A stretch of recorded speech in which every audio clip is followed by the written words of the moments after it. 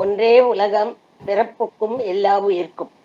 சென்ற வார தொடர்ச்சியாக திருவள்ளுவர் ஒரு புரட்சியாளர் என்ற பொருண்மையின் கீழ் எஞ்சியுள்ள சில தலைப்புகளை, அதற்கான தரவுகளை தங்களுடன் பகிர்ந்து கொள்வதற்கான வாய்ப்பை வழங்கிய குறள் ஞானியார், செம்மொழி விருதாளர் ஐயா மோகனராஸ் ஐயா அவர்களுக்கு முதற்கண் என்னுடைய வணக்கத்தையும் நன்றியையும் தெரிவித்துக் கொள்ளுகிறேன்.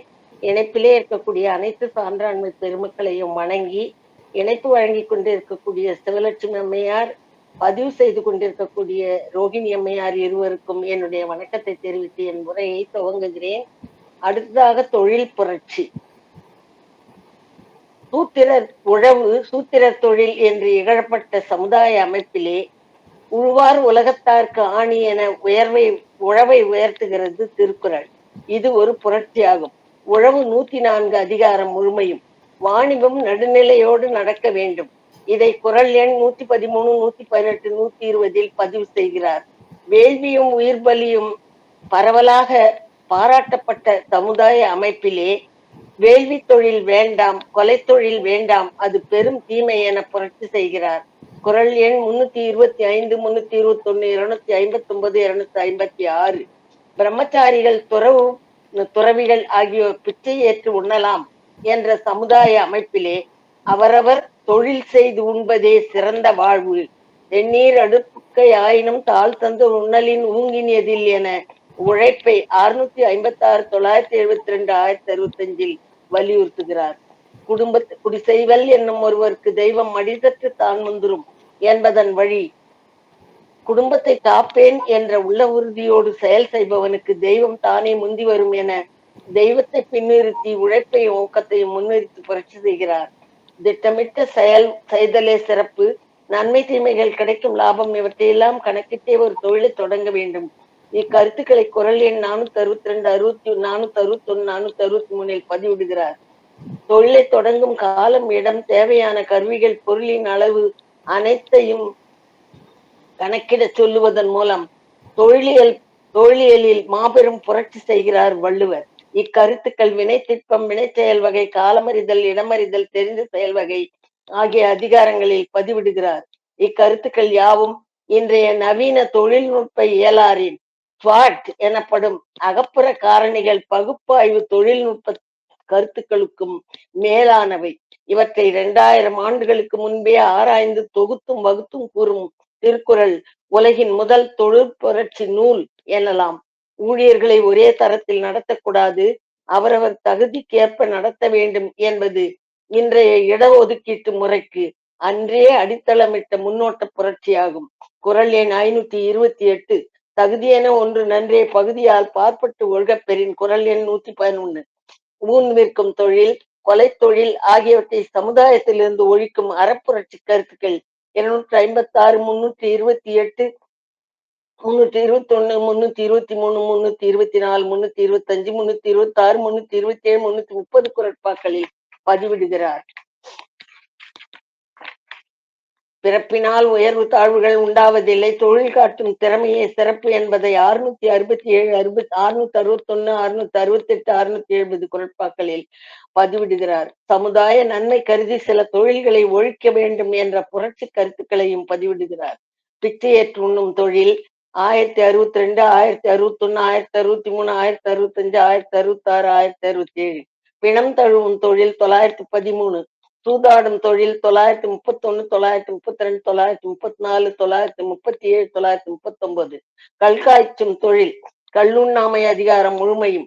களவு தொழில் 283. வேட்டை தொழில் 274. பரத்தமை தொழில். இவை யாவும் மேலோட்டமான குறிப்புகளே.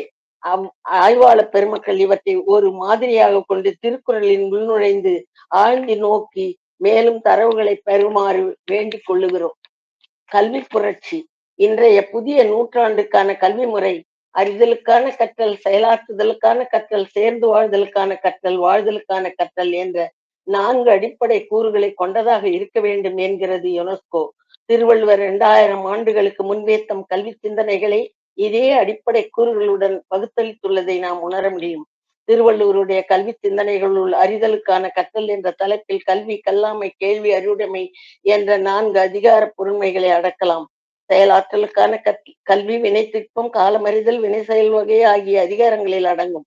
சார்ந்து வாழ்தலுக்கான கற்றல், வாழ்க்கை துணை நலம், இல்லறம், மக்கட்பேறு, அன்புடைமை ஆகிய அதிகாரங்களும் காமத்துப்பால் கருத்துக்களும் உள்ளடக்கியன.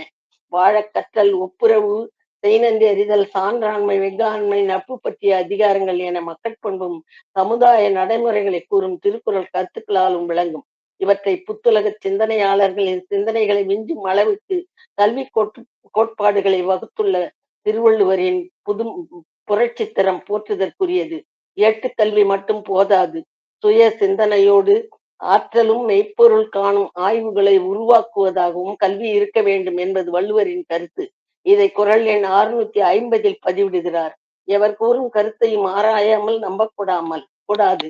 அந்தந்த காலத்திற்கும் இடத்திற்கும் அவற்றின் தேவைக்கும் ஏற்ப செயலாக்குவதே சுய அறிவு பெற வேண்டும். அதுவே உண்மையான அறிவு, உண்மையானது என்பதும் புரட்சியே. இதை குறள் எண் 483, 484, 420 பதிவிடுகிறார். கல்வியும் ஒழுக்கமுமே உயர்குடிப்பு என்கிறார். பிறப்பினால் ஒருவர் குடியில் பிறந்தவர் என்றும் தாழ்குடியில் பிறந்தவர்கள் என்றும் பாகுபாடுகள் கண்ட சமுதாயத்தில் ஏற்றத்தாழ்வு அற்ற ஒழுக்கமும் கல்வியும் உடையவரே உயர்ந்த குடியினர், அவை இல்லாதவர் தாழ்ந்த குடியினர் என்ற புரட்சி கருத்தை பதிவிடுகிறார். மேற்பிறந்தார் ஆயினும் கல்லாதார் கீழ்ப்பிருந்தும் கற்றார் அனைத்திலர் பாடு என்றும், விலங்கொடு மக்கள் அனையர் இலங்கு நூல் கற்றாரோடு ஏனையவர் என்றும், கண்ணுடையர் என்பவர் கற்றோர் முகத்திரண்டு புண்ணுடையர் கல்லாதவர் என்றும் 393, 410, 409 ஆகிய குரட்பாக்களில் பதிவிடுகிறார். எல்லோருக்குமான கல்வி, உயர்குடி பிறந்தவர்களுக்கு கல்வி உரிமை உண்டு, பெண்களுக்கு உரிமை, கல்வி கற்கும் உரிமை இல்லை என்ற கருத்து பரவல் இருந்த சமுதாய சூழலிலே கற்றல் எல்லோருக்கும் பொது என்பதை கற்றோர் கல்லாதவர், இல்லார் கற்றார் உடையர், நிலனாள்பவர், மாந்தர்க்கு, கற்றறிந்தார், ஒருவருக்கு, களரனையர், மாத்திரையர், அனைத்திலர்பாடு, மக்கள், தம்மக்கள், மகற்கு, கேள்வியவர், ஆசற்றார் போன்ற பொதுமை சொற்களால் குறிப்பதன் மூலம் கல்வி எல்லோருக்கும் என்பதை குறள் எண் 383, 396, 399, 717, 400, 406, 409, 64, 68, 410, 67, 503 குரட்பாக்களில் பதிவிடுகிறார். யாரையும் பிரித்து காட்டாமல் பொது சொற்களால் காட்டுவது கல்வி எப்போதும் எவ்விடத்திலும் எல்லாருக்கும் பொது என்பதை காட்டுகிறது. எல்லாருக்கும் பொதுவாக கற்பவை கற்க பின் நிற்க அதற்கு தக என்ற குறள் மூலம் பதிவிடும் கல்விக் கொள்கை எல்லாருக்கும் எல்லாம் நிகழ்பவை எஞ்ஞான்றும் வல்லறிதல் வேந்தன் தொழில் என 582 அரசு எல்லாருக்கும் பொதுவான கல்வி, தொழில், பொருளாதார வாய்ப்புகள் கிடைக்க வகை செய்ய வேண்டும் என்பதில் நிறைவுறுகிறது. பல துறை கல்வியும் கற்க தகுந்தவை என்பது வள்ளுவருடைய கருத்து. வாழ்விற்கு இன்றியமையாதனை எண்ணும் எழுத்தும் என்பது எக்காலத்துக்குமான புதுமையான வலியுறுத்தல். பல துறை அறிவையும் குறிப்பிட்ட காலம் வரையறைக்குள் கற்று முடிக்க இயலாது. அதனால் தான் கற்கும் காலத்தை சாகும் வரை நீட்டிக்கிறார். நாடுகளுக்கிடையே நல்லுறவும் தொழில் தொடர்பும் பெருக பலதுறை கல்வி வேண்டும். இதை யாதானும் நாடாமால் ஊராமால் எண்ணூர்வன் சாந்துணையும் கல்லாதவாறு என்று வலியுறுத்துகிறார். ஐம்புலப் பயிற்சி மூலம் கல்வி அமைய வேண்டும் என்ற மேனாட்டு கல்வியலார் புரொஃபல் போன்றோருடைய கருத்தை திருவள்ளுவர் 2000 ஆண்டுகளுக்கு முன்பே 1101வது குறள் மூலம் கண்டு கேட்டு உண்டு உயிர்த்து என்று வலியுறுத்துகிறார். நவீன கொள்கைகளை வலியுறுத்தக்கூடிய இக்குறள் இன்றைய சமுதாயத்திற்கு மட்டுமில்லாமல் என்றைக்கும் புதுமை பயக்கக்கூடியதாகும். உலகின் நன்மைக்காக கற்க வேண்டும் என்பது வள்ளுவரின் கருத்து. தன் அறிவை பெருக்கிக் கொள்வதற்காக மட்டுமின்றி உலக உயர்வு கருதியதாகவும் கல்வி இருக்க வேண்டும், உலகத்தோடு ஒட்டியதாகவும் இருக்க வேண்டும். இதை 399, 637, 315 வலியுறுத்துகிறார். பொருட்செல்வம் போற்றப்பட்ட காலத்திலே கல்வியே செல்வம் என்னும் வள்ளுவரின் கருத்தியலே ஒரு புரட்சிதான். இதை குறள்கள் 67, 68, 69, 70, 406, 407, 409, 410 ஆகிய குரட்பாக்களில் பதிவிடுகிறார். கல்வி கற்றவர்கள் தம்முடைய கல்வியை பல துறை வல்லுநர்களின் முன்பும் அறிஞர்கள் முன்பும் விளக்கி கூறி குறை நிறைகளை போக்கிக் கொள்ள வேண்டும், அவர்கள் அறிவையும் தன்னுடையதாக சேர்த்துக் கொள்ள வேண்டும் என்னும் வளர்ச்சி கொள்கை ஒரு புரட்சியான கொள்கையே ஆகும். இந்த கொள்கை 722, 724, 729, 730, 718 பதிவிடுகிறார். மெய்யறிவு பெறுதலே கல்வி, ஆளுமை வளர்ப்பதே கல்வி, ஒழுக்கமும் பண்பும் வளர்ப்பதே கல்வி என்ற கருத்தியல் புரட்சி எண்ணங்களை 618, 834, 409, 410 என்ற குரட்பாக்களில் காணலாம். பல துறை கல்வி வளர்ச்சி தனி மனிதன் சமுதாயம் ஆகிய இருதரப்பிற்கும் நன்றாகும் என்பதும் காலத்திற்கேற்ற புரட்சி மருத்துவம், விவசாயம், வானியல், நிலவியல், அளவையியல அளவையியல், உயிரியல், மெய்யியல் போன்ற பல துறைகள் குரலில் பேசப்படுகின்றன.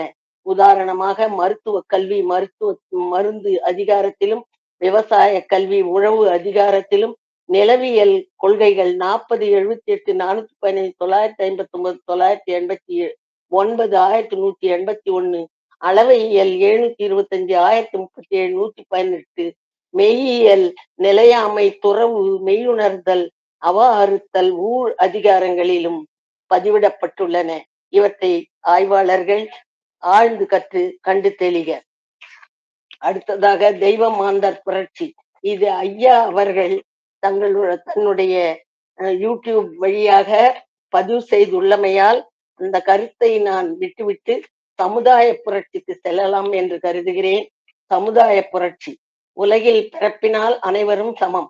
கல்வி, பண்பு, பண்பாடு, ஒழுக்கம், முயற்சி, உழைப்பு இவற்றின் அடிப்படையிலேயே தகுதி வேறுபாடுகள் அமையலாம். பிறப்புக்கும் எல்லா உயிர்க்கும் சிறப்புவா செய்தொழில் வேற்றுமையான் என 972 இது பதிவாகிறது. வருண பாகுபாடுகளை பொய்க்கச் செய்யும் புரட்சி செய்கிறார். மேலிருந்தும் மேலல்லார், கீழிருந்தும் கீழல்லவர் என 973 பதிவிடுகிறார். மேலும் 259, 266, 275, 271, 405, 133 குரட்பாக்களில் இக்கருத்துக்களை பார்க்கலாம். பெருமைக்கும் ஏனை சிறுமைக்கும் தத்தம் கருமமே கட்டளைக்கல். மனிதன் உயர்குடி தோன்றலா இழிப்பிறப்பா என்பதை தீர்மானிக்கும் அளவுகோல் ஒழுக்கமும் கல்வியுமே என்பது திருவள்ளுவர் கருத்து. ஒழுக்கம் உடைமை குடிமை, இழுக்கம் இழிந்த பிறப்பாய் விடும் என 133 பதிவிடுகிறார். அந்தனர் என்போர் அறவர் மற்ற எவ்வுயிர்க்கும் செந்தன்மை பூண்டொழுகலான் என குறள் 30 பதிவிடுகிறார். மரப்பினும் ஒத்துக்கொள்ளலாகும் பார்ப்பான் பிறப்பொழுக்கம் குன்ற கெடும் என்ற குறள் குலத்தால் கூறப்படும் உயர்வு தாழ்வு கருத்திற்கு மாற்றான புரட்சி. கொல்லாமை, யாகத்தில் கொன்ற உயிர்களை கொல்லவும் தின்னவும் பிராமணனுக்கு உரிமை உண்டு என்று சொல்லக்கூடிய பண்டைய தர்ம சாஸ்திரத்திற்கு எதிராக பிறப்பால் ஒத்த உயிர்களை கொல்லும் உரிமை எவருக்கும் இல்லை, கொல்லாமையை உரையார்ந்த அறம் என்று கூறுகிறார். அவி சுரிந்த 1000 வேட்டலின் ஒன்றன் உயிர் செகுத்து உண்ணாமை நன்று என 259 பதிவிடுகிறார். மேலும் 250, 261, 315, 318 மற்றும் புலால் உண்ணாமை கொல்லாமை அதிகாரங்கள் இந்த கருத்துக்கு அரண் சேர்க்கும். வாழ்வில் முன்னேற சாதனை புரிய புகழடைய முயற்சி தேவை. முயற்சி உடையார் இகழ்ச்சி அடையார், அருமை உடைத்தென்று அசாவாமை வேண்டும், பெருமை முயற்சி தரும் என 611 பதிவிடுகிறார். இந்த கருத்து இடைவிடா முயற்சியால் எதையும் சாதிக்கலாம் என்பது வள்ளுவம். எதிர்பாராமல் எதிர்பாராத செயல்கள் சில முயற்சியில் குறுக்கிடும். அவற்றை இயற்கை முறைமை, தெய்வ செயல், விதி என்றெல்லாம் சமூகம் சொல்லும். ஆனால் வள்ளுவர் தாழ்வில்லா முயற்சியால் தளராத உழைப்பால் ஊழின் உட்புகுந்து செயலிழந்து அதை சிறிது சாயச் செய்ய முடியும். தெய்வத்தான் ஆகாதெனினும் முயற்சி தன் மெய்வருந்த கூலி தரும் என 619 ஊழையும் உப்பக்கம் காண்பர் உழைவின்றி தாழாது உதற்றுபவர் என 620 பதிவிட்டு தெய்வத்தால் ஆகாததையும் முயற்சியால் முடிக்கக்கூடும் என்றும் தன்னம்பிக்கை ஊட்டக்கூடிய கோசாலரின் ஊழியல் பொருண்மைக்கு ஊக்கம் அளிப்பதாக அதனால் தாழ்வடையாத உள்ளம் மக்கள் அடையாமல் அவர்களுக்கு தன்னம்பிக்கை ஊட்டக்கூடிய புரட்சியாக இது அமைகிறது. எல்லாருக்கும் எல்லாம் பிறப்பத்த உயிர்களிடையே காணப்படும் எவ்வகை ஏற்றத்தாழ்வுகளும் திருவள்ளுவருக்கு உடன்பாடில்லை. கல்வியோ செல்வமோ உடமையோ உறைவிடமோ அனைத்தும் எல்லாருக்கும் இருப்பவர் இல்லாதவர்களுக்கு பகிர்ந்து கொடுக்க வேண்டும். அதுவே மானிட அறமும் சமுதாய அறமும் ஆகும். இதை 582, 322 பதிவிடுகிறார். முயற்சி இன்றி பிச்சை எடுத்துண்ணும் நிலை சமுதாயத்தில் எவருக்கும் வரக்கூடாது. அவர்களை படைத்தவன் பூமிக்கு வந்து தான் பிச்சை எடுத்து அலையட்டும் என்று சபிப்பது சமூக ஏற்றத்தாழ்வு கண்டு குடிக்கும் எண்ண புரட்சியாகும். பிச்சைக்காரர் இல்லாத பொது உடைமை சமுதாயம் வள்ளுவரின் புரட்சி சிந்தனை. சமூகத்தில் ஏற்றத்தாழ்வுகள் ஏன் வருகின்றன? அவ்விய நெஞ்சத்தான் ஆக்கமும் செவ்வியான் கேடும் நினைக்கப்படும். 169. ஆராய்ந்து பாருங்கள். உழைப்பின் ஊதியமும் உற்பத்தியும் நடுநிலையோடு பகிரப்படவில்லையா? அவ்வாறே அறத்தார் இதுவென வேண்டா சிவிகை பொறுத்தானோடு ஊர்ந்தான் இடை என 37 சிவிகையில் ஊர்ந்து செல்பவனையும் அறம் புரிந்தவன் என்றும் தூக்குபவன் அறம் பிறந்தவன் என்றும் முடிவு செய்து விட்டுவிடாதே. விதி என்றும் கருதாதே. அவரவர் முயற்சி அளவில் பெற்ற உயர்ச்சி இது. ஆராய்ந்து பார். உழைப்பே சிறப்பு. உழைப்பில் உயர்வு தாழ்வு இல்லை. உழவு உலகின் உயர்தொழில். உழவரை கீழ்மக்கள் என்றும் உழவு கீழ்மையான தொழில் என்றும் கூறி இகழ்ந்த சமுதாய அமைப்பில் உழுவார் உலகத்தார்க்கு ஆணி என்றும் பலகுடை நீழலும் தம் குடை கீழ் காண்பர் அழகுடை நிழலவர் என்றும் 1333 உழவரை உயர்த்து பதிவிடுகிறார். பரத்தமை, ஆண் பெண் சமன்மை, சமத்துவம், கற்பியல், இல்லறத்தில், காம நுகர்வில், அறிவில் அனைத்து நிலையிலும் வள்ளுவரால் போற்றப்படுவது அவர் ஆற்றியுள்ள மிக பெரும் சமுதாய புரட்சி.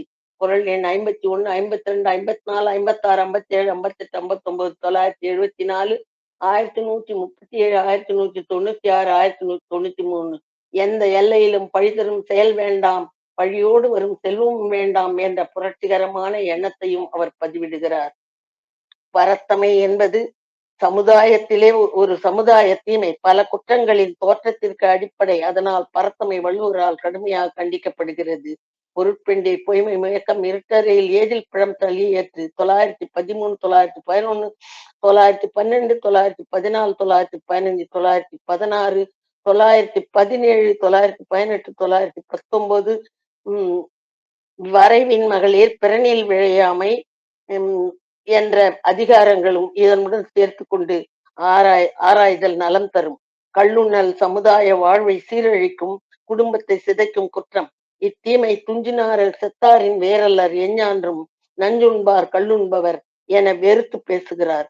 மன்னர் முதல் மகளிர் வரை கள்ளுண்டு கழித்த சமுதாயத்தில் கல் எதிர்ப்பு மிக பெரும் புரட்சியாகும். கள்ளுண்ணாமை அதிகாரம் சூதாடல் வேண்டாம் என்ற புரட்சி நோக்குடைய அதிகாரம் இவற்றையும் நோக்குக. மனத்துக்கண் மாசில நாதல் அனைத்தரன் என அறத்தை எளிமைப்படுத்திய புரட்சி. குரல் எண் 34. உற்ற நோய் நோன்றல் உயிர்கூழ்கண் செய்யாமை என தவத்தை எளிமைப்படுத்திய புரட்சி. உற்ற நோய் நோன்றல் உயிர்குறுகண் செய்யாமை அற்றே தவம் என தவத்தை எளிமையாக்கிய புரட்சி. வரியார்கொன்று ஈவதே ஈகை என ஈகையை வரையறுத்து வழங்கிய புரட்சி. வசையொழிய வாழ்வாரே வாழ்வார் என வாழ்விற்கு பொருள் வரையறை செய்த புரட்சி. தவத்தாலும் தானத்தாலும் பெற்றுவிடலாம் என்று நினைத்த மேலுலக வாழ்க்கை அருளிலார்க்கு இல்லை என வரையறுத்து சொன்ன ஆன்மீக புரட்சி. நவில்தோறும் நன்மை பயக்கும் நூலோடு குறிப்பிட்டு பயில்தோறும் பண்பை வளர்ப்பதே நட்பு என நட்பிற்கு வரையறை செய்த புரட்சி என ஈடு இணை இல்லாத எத்தனையோ புரட்சிகள் குரலில் காணப்படுகின்றன. திருமால் அடியளந்து இறந்து பெற்ற மூவுலகையும் மடியை நீக்கி உழைப்பவன் தன் உழைப்பினாலேயே பெறுவான் என்று உழைப்பை உயர்த்தி தெய்வ மாந்தரை திடமிழக்கச் வைக்கிறார். மடியிலாம் மன்னவன் எய்தும் அடியளந்தான் தாயது எல்லாம் ஒருங்கு. அவ்வாறே குரல் எண் 617, 164, 1103 தெய்வ மாந்தரை பகடி செய்து புராண கட்டுக்கதைகளுக்கு எதிராக புரட்சி செய்கிறார். சமுதாயத்திற்கு எதிராக காதல் திருமணங்களை ஜாதிய சமுதாயத்திற்கு எதிராக காதல் திருமணங்களை ஊக்குவிக்கும் புரட்சியும் காமத்துப்பாலில் காணப்படுகிறது. 1081, 1157, 1277 இந்த குரட்பாக்களை நோக்க குறிஞ்சி நில பெண்ணை நெய்தல் நில தலைவன் வரைவதற்கு முயற்சிக்கும் அந்த காதல் திருமணம் சமுதாய ஏற்றத்தாழ்விற்கு முற்றுப்புள்ளி இடும் என்ற அவருடைய நம்பிக்கை புரட்சிக்கு ஒரு எடுத்துக்காட்டு. ஆடம்பரத்திற்கும் வரதட்சணைக்கும் எதிராக புரட்சி செய்கிறார். பிணையேர் மடநோக்கும் நானும் உடையாட்கு அணியவனோய் ஏதில தந்து என்பதன் மூலமாக வரதட்சணையை எதிர்ப்பும் காணப்படுகிறது. வர்க்க இன பேதங்கள் காதல் வாழ்வினால் மாற்றியமைக்கப்படும் என்பதற்கு சமத்துவ புரட்சிக்கும் திருக்குறளை அகழ 1000 புரட்சிகளை நாம் காண முடியும். ஆட்சி மக்கள் மைய ஆட்சியாக இருக்க வேண்டும். கொடுங்கோல் மன்னர் மைய ஆட்சி மக்களால் தூக்கி எறியப்படும் என்ற குடியாட்சி பொருண்மையும் சமுதாய சீர்திருத்தமே ஆகும். இந்த புரட்சி 566, 567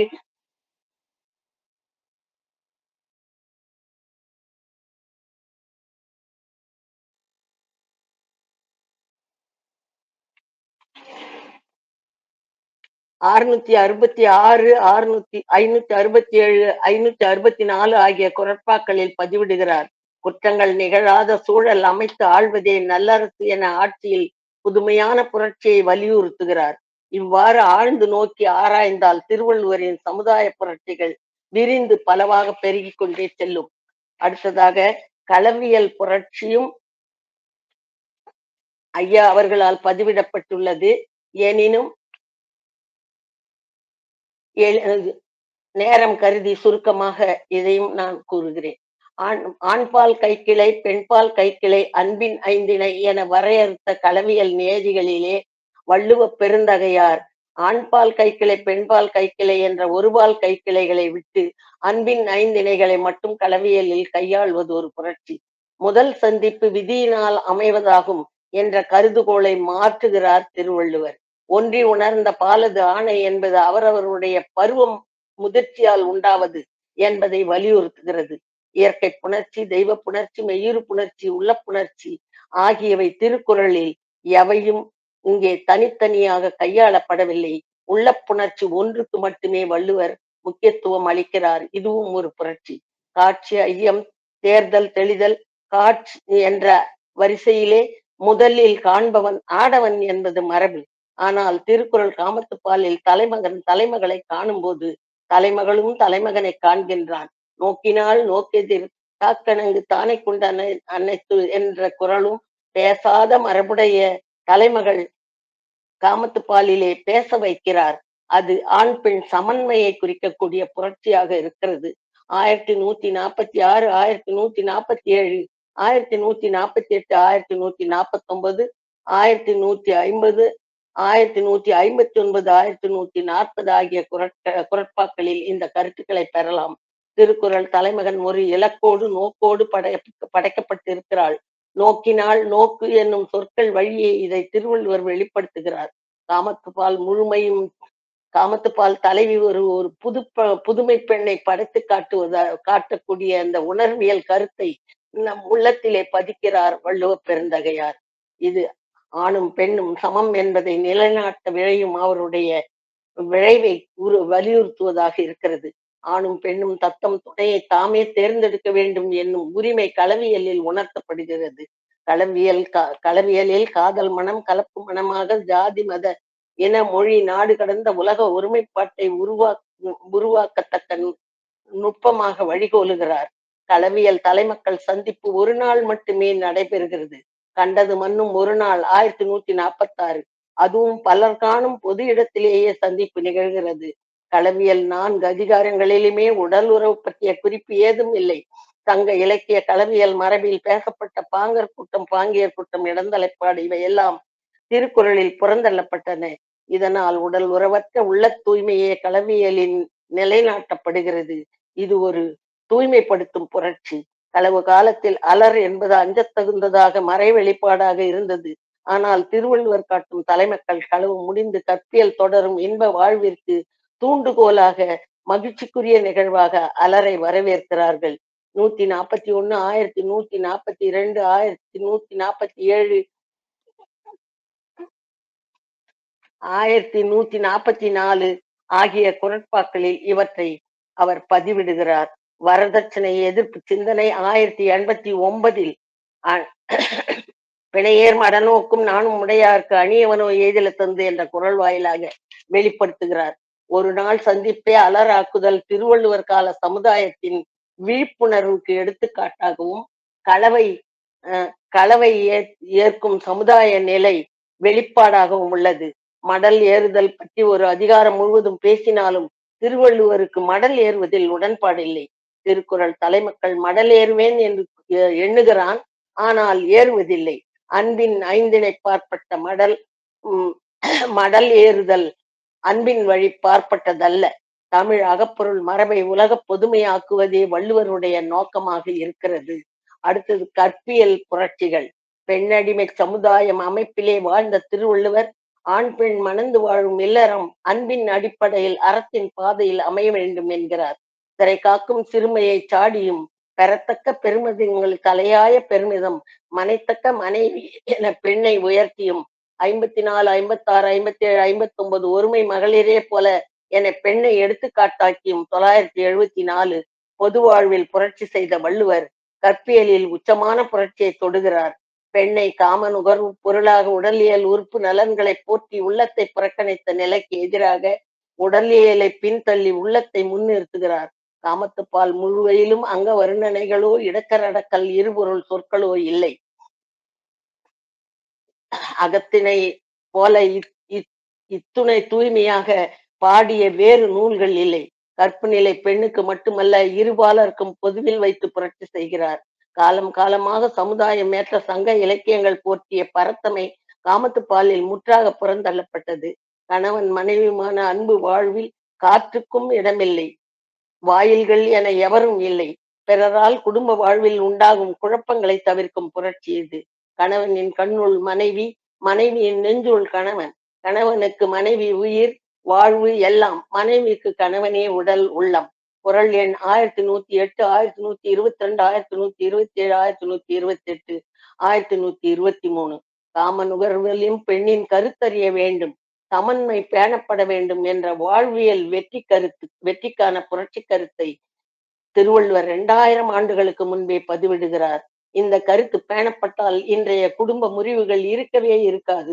1992, 1192, 1196, 119 என்ற குரட்பாக்களில் இந்த பொருண்மைகளை காணலாம். ஐம்புலன்களும் உணர்வால் ஒன்றி வாழும் இல்லற உறவால் உயிர் தளிர்க்கும் வாழ்கிறோம் என்ற பெருமிதம் இருவருக்கும் கிடைக்கும். விண்ணுலக இன்பம் மண்ணுலகத்தில் பெறக்கூடும். 1103, 1106, 1101, 1193, 1323 ஊடல் இன்ப வாழ்வில் இன்றியமையாதது என்று சொன்ன ஒரே இலக்கியம் திருக்குறள்.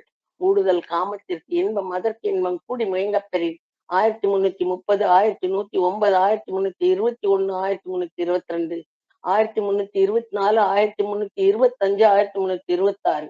பரத்தமை இல்லாத ஊடல் மாபெரும் இலக்கிய சமுதாய மானுடவியல் புரட்சி. வள்ளுவர் தம் நூலுள் எங்கும் பரத்தை என்ற சொல்லை கையாளவில்லை, மாறாக பரத்தன் என்ற ஒரு புத்தாக்க சொல்லை ஏற்படுத்தி புரட்சி செய்கிறார். குறள் எண் 1311. மனைவியிடத்திலும் வன்முறை கூடாது என்பதும் புரட்சியே. 1289. காவடி தண்டின் சுமை போல காமமும் அதன் சுவையும் இருவருக்கும் சமமாக வாய்க்க வேண்டும். புத்தேள் உலகிலும் தாமரை கண்ணான் உலகிலும் பெறத்தக்க இன்பத்திலும் மேம்பட்டது அன்பு வயப்பட்ட இல்லறத்தில் கிடைப்பது. இதை அவர் 1289, 1303, 1304, 1310, 1191, 1192, 1193, 1195 குரட்பாக்களில் பதிவிடுகிறார். கணவனும் மனைவியும் ஒருவருக்கொருவர் விட்டு கொடுத்து வாழ வேண்டும். மாறுபாடு நேரும் போது ஒருவரை ஒருவர் சமாதானப்படுத்த இருவருமே முந்த வேண்டும். ஊடலில் தோற்றவரே வென்றவர் என்ற கருத்து மிக புதுமையானது ஒரு கருத்து. எக்காலத்திலும் குடும்ப சிதைவுகள் உண்டாகாமல் தடுக்கும் பெரும்புரட்சி இது. குறள் எண் 1302, 1303, 1304, 1258, 1259. கல்லை காமத்தோடு ஒப்பிட்டு கல்லுண்ணும் சமுதாய சீர்கேட்டை களையும் புரட்சியும் இதன் வாயிலாக செய்கிறார். 1201, 1281, 1288. பெண்ணை சான்றோர் குழுவில் ஒருத்தியாக, அறிவில் தெரிந்தவளாக, உலகில் உயர்ந்தவளாக, உலகத்தோடு ஒட்ட ஒழுகுபவளாக, எண்ணியல் எழுத்தியல் வானியல் நுட்பங்கள் தேர்ந்த சமுதாயத்தை படைத்து காட்டி பெண்ணுரிமை சமுதாயத்தை வளர்த்தெடுக்கிறார். இவற்றை 923, 1047, 1126, 1174, 1191, 1210, 1261, 1285, 1158 என்ற குரட்பாக்களில் பதிவிடுகிறார் திருவள்ளுவரின் கற்பு. அடுத்து தெய்வமாந்தர் புரட்சி. விண்ணுலகும் தெய்வ மாந்தர்களும் தமிழகத்தில் பல பல நூற்றாண்டுகளாக தொடரும் நம்பிக்கை. திருவள்ளுவர் இவற்றில் நம்பிக்கை கொண்டிருந்தாலும் இல்லை என்றாலும் காலங்காலமாக ஊறி கிடக்கும் மக்கள் நம்பிக்கைகளை முழுவதுமாக தகர்த்து புதுமைகளை புகுத்த இயலாது என்பதை உணர்ந்தவர். உலகியல் அறிந்த வள்ளுவர் தேவலோகம் விண்ணுலகம் என ஒன்று இருப்பதையும் அங்கு இறைநிலைக்கு அடுத்த தேவர்கள் வாழ்வதையும் நம்பும் மனநிலையோடு உடன்பாடாக தெய்வமாந்தர்கள் சிலரை தம் நூல் உலவ விட்டு அவர் வாயிலாக சில வாழ்வியல் உண்மைகளையும் உறந்த புரட்சி கருத்துக்களையும் தேனோடு குழைத்து மருந்து புகட்டும் அன்னையைப் போல் சமுதாய பிணிகளை புரட்சியை செயலாக்குகிறார். வள்ளுவர் இறை என்ற சொல்லை 7 இடங்களில் கையாண்டாலும் கடவுள் என்ற தனிப்பொருளில் அல்ல, உயர் பண்பு மன்னன் தலைவன் மேலாண்மை ஆட்சி நடுநிலை என்ற பொது பொருளிலேயே பயன்படுத்தப்பட்டுள்ளன. குறள் 5, 10, 388, 432, 547, 564, 733, 1157. சிறப்பொடு பூசனை செல்லாது வானம் மறக்கு மேல் வானோர்க்கும் ஈண்டு 18. வான்மழையே வானவர் சிறப்புக்கும் ஆதாரம் என மழையை வானவரினும் உயர்த்தி வானவரை ஒரு படி இறக்குகிறார். ஐம்புல கட்டுப்பாட்டினால் இந்திர பதவியும் பெறலாம் என்பதன் மூலம் புலக்கட்டுப்பாடு உடையவரை இந்திரனுக்கு சமநிலையில் நிறுத்துகிறார். குறள் எண் 125. தேவரும் மனம் போல் செயல்படுவர் கயவரும் மனம் போல் செயல்படுவர் இருவரும் சமநிலையர்கள் என கயவருடன் நிறுத்துகிறார் தேவர்களை. 1073, 1076. ஊக்கம் உடையவர் காலடி பற்றி திருமகள் நடப்பாள், ஊக்கம் இல்லாதவள் உச்சியில் மூதேவி அமர்ந்திருப்பாள் என உழைப்பையும் ஊக்கத்தையும் உயர்த்தி தெய்வங்களை பின்னிறுத்துகிறது குறள். குறள் எண் 617. விருந்து ஓம்புவான் இல்லத்திலே திருமகள் காத்து கிடப்பாள். 84. அழுக்காறு உடையவனை மூதேவி சேர்ந்திருப்பாள். குறள் எண் 167. தெய்வத்தால் ஆகாததும் முயற்சியால் ஆகும். முயற்சியுடைய மனிதனுக்கு அடுத்த நிலைக்கு இறக்கப்படுகிறது இந்த குறளில் தெய்வம். 610. தென்புலத்தார் தெய்வம் விருந்து ஒக்கல் தான் என்று ஐம்புலத்தார் ஓம்பல் தலை. குறள் எண் 43. இல்லற கடமையாற்றும் இல்லறத்தானுக்கு 5ல் ஒன்றுதான் தெய்வம், அதிலும் தென்புலத்தாருக்கு அடுத்த நிலைதான் என்பதன் வாயிலாக தெய்வத்தின் மகிமை குறைகிறது.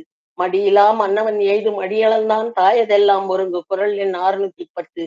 அடியளந்தான் யாசித்து பெற்றதை சோம்பல் இல்லாதவன் யாசிக்காமலே பெறுவான் என தெய்வத்தை பகடி செய்கிறார். தெய்வம் தொழால் கொழுன தொழுதெழுவாள் பெய்யென பெய்யும் மழை. குறள் எண் 55. கற்புடைய பெண்டிர் முன் தெய்வம் தொழத்தக்க நிலை நின்று தாழ்ந்து போகிறது. தெய்வம் தொழ வேண்டியதில்லை என்ற நிலை உருவாகிறது. குடிசெய்வல் என தன் குடியை காக்கும் கடமை வீரனுக்கு தெய்வம் உதவும் தோழனாக ஓடி வருகிறது. 1023. ஐயப்படாத அகத்தது உணர்வானை தெய்வத்தோடு ஒப்புக்கொள்ளல். 702. மனிதனுக்கு சமமாகி விடுகிறது இங்கே தெய்வம். தாம் வீழ்வார் மென்தோல் துயிலின் இனிதுகொள் தாமரை கண்ணான் உலகு. 1103 மற்றும் 1323. காதல் கணவன் மனைவியர் பெரும் இன்பத்திலும் தாமர் கண்ணான் உலகம் புத்தேள் உலகம் ஈடல்ல. இவ்வாறு நம்பிக்கை வழி படைக்கப்பட்டு உலவி வரும் தெய்வ மாந்தர்கள் வள்ளுவரின் புரட்சி மனத்தால் உலகில் வாழ்வாங்கு வாழும் மனித தெய்வங்களின் முன் நிலை தாழ்ந்து நிற்கின்றார்கள். இது திருவள்ளுவர் பெருமானின் உடன்பாட்டு எதிர்மறை புரட்சி.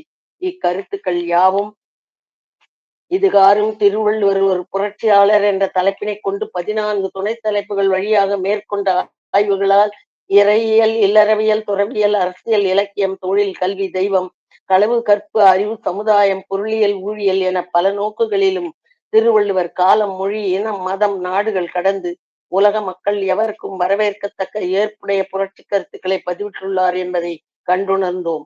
அவை மக்களின் பழமை வாதங்களையும் மூட நம்பிக்கைகளையும் வீழ்த்தி புதுமைக்கும் சமுதாய முன்னேற்றத்திற்கும் வழிகாட்டுவனவாக உள்ளதையும் உணர்ந்தோம். இதனால் திருவள்ளுவர் ஒரு புரட்சியாளர் என்பது இந்த ஆய்வின் மூலமாக நிலைநாட்டப்படுகிறது. இந்த அரிய வாய்ப்பினை அளித்த பெருமைக்குரிய போற்றுதலுக்குரிய நம்முடைய மோகனராஜ் ஐயா அவர்களுக்கு என்னுடைய மனங்கனிந்த நன்றியையும் வணக்கத்தையும் தெரிவித்துக் கொள்கிறேன். இதுகாரும் பொறுமையாக கேட்டுக்கொண்டிருந்த சான்றோர் பெருமக்கள் அனைவருக்கும் என்னுடைய வணக்கத்தை தெரிவித்துக் கொள்கிறேன். இணையத்திலே இணைப்பு பணியும் பதிவு பணியும் செய்து கொண்டிருக்கக்கூடிய பெருந்தகைகள் சிவலட்சுமி அம்மையார், ஸ்ரீரோகிணி அம்மையாரையும் வணங்கி வாழ்த்தி விடைபெறுகிறேன். நன்றி. அனைவருக்கும் வணக்கம்.